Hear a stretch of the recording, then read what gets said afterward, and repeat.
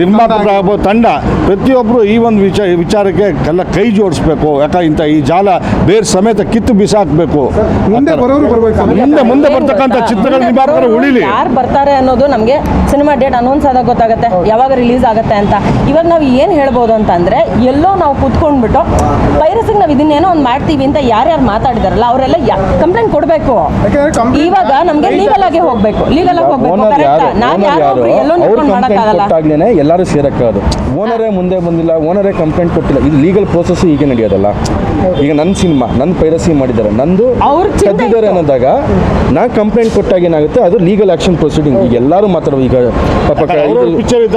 Chamber ಇಂದ ಕೊಡ್ಬೋದು, legally stand ಆದಾಗ ಸಿನಿಮಾದೊಳದಿಂದಾನೇ ಬರಬೇಕು. ಯಾರು ಇಂಥ ಪರ್ಟಿಕ್ಯುಲರ್ ಸಿನಿಮಾ, ನನ್ನ ಸಿನಿಮಾ ಈ ಥರ ಲಾಸ್ ಆಗಿದೆ, ನನ್ನ ಸಿನಿಮಾ ಈ ಥರ ಪೈರಸಿ ಮಾಡಿದ್ರೆ, ಇನ್ಕ್ಲೂಡಿಂಗ್ ನೀವು CVFCಗೆ ಹೋದ್ರೂ ಏನದು ಈ ಆ್ಯಕ್ಟ್ ಪ್ರಕಾರ ಶಿಕ್ಷೆ ಕೊಡಿಸೋದಿದೆ. ಅಲ್ಲೂ ಅಷ್ಟೇ, ಯಾರು ನೊಂದಂಥ ಪ್ರೊಡ್ಯೂಸರು ಅವರೇ ಅವ್ರ ಕಡೆಯಿಂದ ರಿಟರ್ನ್ ರೂಪದಲ್ಲಿ ಕಂಪ್ಲೇಂಟ್ ಕೊಟ್ಟಾಗ ಲೀಗಲ್ ಪ್ರೊಸೀಡಿಂಗ್ ಆಗೋದು. ಸೊ ಚಿತ್ರ ಚೇಂಬರಿಂದ ಆಗಿರ್ಬೋದು, ಇಲ್ಲ ಪ್ರೊಡ್ಯೂಸರ್ ಅಸೋಸಿಯೇಷನಿಂದ ಅವ್ರೇನು ಮಾಡ್ಬೋದು ಅಂತಂದರೆ, ಇದನ್ನು ಸರ್ಕಾರದ ಲೆವೆಲಲ್ಲಿ ಈಗೇನು ನಾವು ಕಂಪ್ಲೇಂಟ್ ಕೊಟ್ಟಿದ್ದೀವಿ, ಹಿಡಿತಾ ಇದ್ದೀವಿ, ಇದೊಂದೇ ಕೇಸಲ್ಲ, ಇದು ಬರೀ ಒಂದು ಬ್ರಾಂಚ್ ಅಷ್ಟೇ ಇವನೊಬ್ಬ ಸಿಕ್ಕಿರೋದು. ಇದು ಬಿಟ್ಟು ಇನ್ನು ಫೇಸ್ಬುಕ್ಕು, ಇನ್ಸ್ಟಾಗ್ರಾಮು, ನಾನು ಎಲ್ಲರಿಗೂ ಅದಕ್ಕೆ ಹೇಳಕ್ಕೆ ಟ್ರೈ ಮಾಡ್ತೀನಿ. ಯಾಕೆಂತಂದರೆ ಯಾವ್ಯಾವ ಆ್ಯಪಲ್ಲಿದ್ದಾರೆ, ನಿಮ್ಮ ಪ್ರತಿಯೊಬ್ಬರಿಗೂ ಕೋಣ ಸಿನಿಮಾ ಒಂದೇ ಅಂತಲ್ಲ, ಎಲ್ಲ ಸಿನಿಮಾಗಳು ಸೇರಿಸ್ಕೊಳ್ಳಿ. ಬಟ್ ಕೋಣ ಸಿನಿಮಾ ಯಾವ್ಯಾವ ಆ್ಯಪಲ್ಲಿ ಬಿಟ್ಟಿದ್ದೀರಾ, ಎಲ್ಲ ಆ್ಯಪಲ್ಲಿ ಯಾವ್ಯಾವ ಅಕೌಂಟ್ ಇದೆ ಎಲ್ಲರೂ ಬಂದೇ ಬರ್ತೀವಿ, ಎಲ್ಲರೂ ಮೀಟ್ ಮಾಡೇ ಮಾಡ್ತೀವಿ. ನೀವೆಲ್ಲರೂ ಒಂದೊಂದು ದಿವಸ ಸ್ಟೇಷನಲ್ಲಿ ಬಂದು ಲಾಂಚ್ ಆಗೇ ಆಗ್ತೀರಾ. ಅದೊಂದನ್ನು ಮಾತ್ರ ನಾನು ಅಶ್ಯೂರ್ ಮಾಡ್ಬೋದು ನಾವು.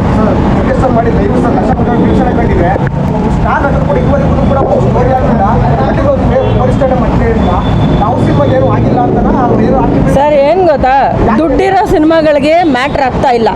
ಫಸ್ಟ್ ಥಿಂಗ್, ಎಷ್ಟೋ ಜನ ಆರ್ಟಿಸ್ಟ್ಗಳು ಅವರೇ ಕೆಲಸ ಮಾಡಿರೋ ಸಿನಿಮಾಗೆ ಪ್ರಮೋಷನ್ಗೆ ಬರ್ತಾ ಇಲ್ಲ. ನೀವು ಇದು ಯಾವುದೋ ಸಂಬಂಧ ಇಲ್ದಿರೋ ಒಂದು ವಿಷಯಕ್ಕೆ ಬರಲಿ ಅಂತ ಎಕ್ಸ್ಪೆಕ್ಟ್ ಮಾಡ್ತಾ ಇದ್ದೀರಾ. ಯಾಕೆ ಎಕ್ಸ್ಪೆಕ್ಟ್ ಮಾಡ್ತಾ ಇದ್ದೀರಾ ಅಲ್ವಾ? ಅಂದರೆ ಸರ್ ಏನು ಗೊತ್ತಾ, ಇವಾಗ ಆ್ಯಂಟಿ ಪೈರಸಿ ಅಂತ ಒಂದು ಟಾಪಿಕ್ ಇದೆ ಅಂತ ನಾನು ಹೇಳೋದ್ನಲ್ವಾ, ಇದನ್ನು ಎಲ್ಲೆಲ್ಲಿ ಡಿಲೀಟ್ ಮಾಡಬೇಕು ಅನ್ನೋದಕ್ಕೆ ಇನಿಷಿಯೇಟಿವ್ ತೊಗೊಂಡು, ಅದು ನಾವೇ ಯಾರು ಪ್ರೊಡ್ಯೂಸರ್ಸ್ ಆಗಿರ್ತೀವಿ ನಾವೇ ದುಡ್ಡು ಕೊಟ್ಟು ಅವ್ರ ಹತ್ರ, ನೋಡಪ್ಪ ನನ್ನ ಸಿನಿಮಾ ನಾನು ಕಷ್ಟಪಟ್ಟು ಮೈ ಬಗ್ಸಿ ಇಲ್ಲಿ ಕೆಲಸ ಮಾಡಿದ್ದೀನಿ, ದುಡ್ಡು ಹಾಕಿ ರಕ್ತ ಸುರಿಸಿ ಬೆವ್ರು ಸುರಿಸಿ ಕೆಲಸ ಮಾಡಿದ್ದೀನಿ, ಇದನ್ನು ತೆಗಿಯಪ್ಪ ಡಿಲೀಟ್ ಮಾಡು ಅಂತ ಹೇಳಿ ಅವ್ರ ಹತ್ರ ಒಂದು ಪ್ಯಾಕೇಜ್ ಮಾತಾಡಿ ಅವ್ರ ಹತ್ರ ರಿಕ್ವೆಸ್ಟ್ ಮಾಡಿಸ್ಬಿಟ್ಟು ತೆಗಿಸ್ಬೇಕು.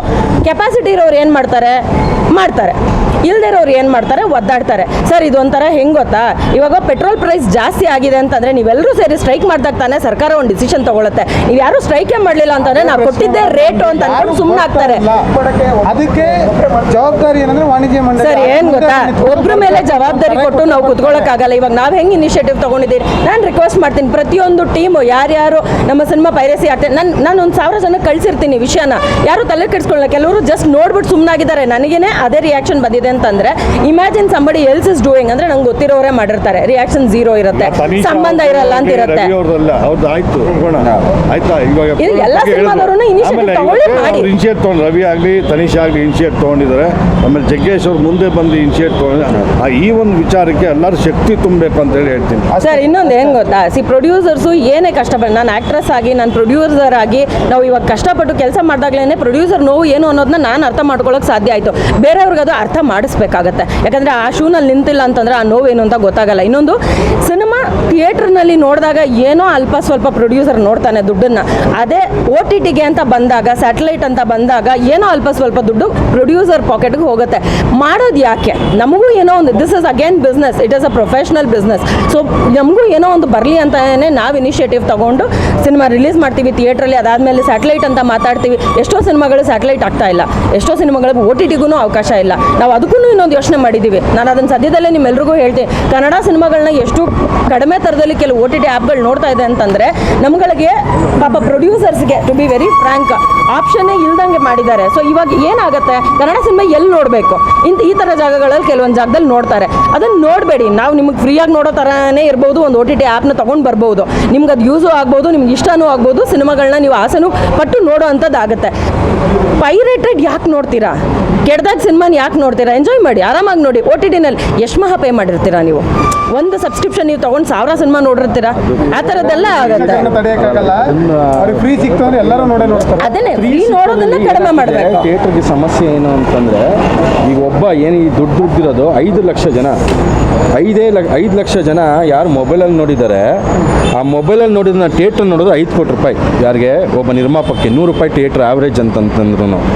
ಈ ಥರ ಇರೋ ಗ್ರೂಪ್ಗಳು ಅದು ಡಿಲೀಟ್ ಆಗಿ, ಅಂದರೆ ಈಗೇನು ಒಂದು ಬ್ರಾಂಚ್ ಅಂತೇಳಿದ್ರೆ, ಈ ಒಂದು ಬ್ರಾಂಚಿನ 50 ಜನ ಏನು ಈ ಥರ ಗ್ರೂಪ್ಗಳು ಏನಿದೆ, ಈ ಗ್ರೂಪ್ಗಳು ಡಿಲೀಟ್ ಆಯಿತು ಅಂತಂದರೆ ಅವರಿಂದ ಬರೀ 10 ಲಕ್ಷ ವ್ಯೂವರ್, ಅಂದರೆ 20 ಲಕ್ಷ ಜನ ಮೊಬೈಲಲ್ಲಿ ನೋಡ್ತಿರ್ಬೋದು, 10 ಲಕ್ಷಕ್ಕೆ ಸಿಗ್ದಂಗೆ ಆಯಿತು ಅಂತಂದ್ರೂ ಒಬ್ಬ ಪ್ರೊಡ್ಯೂಸರ್ಗೆ 10 ಕೋಟಿ ರೂಪಾಯಿ ಸಿನಿಮಾದಿಂದ ಕಲೆಕ್ಟ್ ಆಗುತ್ತೆ.